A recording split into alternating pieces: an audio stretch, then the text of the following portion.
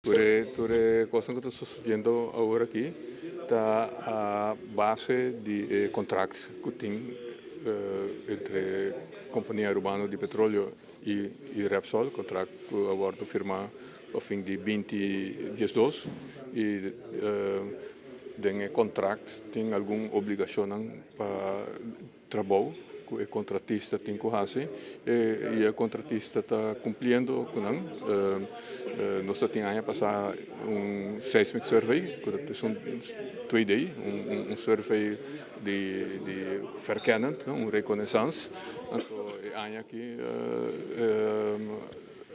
Repsol decidiu vai over para a segunda fase do programa de exploração que é sísmica 3D e está tomando lugar no momento que pues todo costa vai indo no momento que segundo a minha colaboração assim acaba de contrato e nós esperamos que por siga assim. Nós temos de duas fases numa de parte de exploração. Depois que o 3D que terminar e depois que todo o trabalho de processamento, de interpretação toma lugar, vai virar echt hoop spannend. Was het een la mis contractor que ook in het Repsol zo, tem dois partner novo, British Gas e Total, também da cerca, que conjuntamente não tem que vai chegar a acordo se te sigue e com te sigue lo vai tem diferente interpretação geológico seguro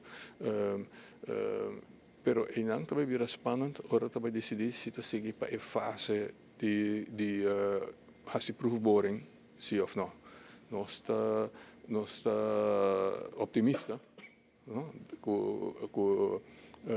é aqui por tomar lugar, pero nós placa também bordo hinkado em projeto que tem risco geológico.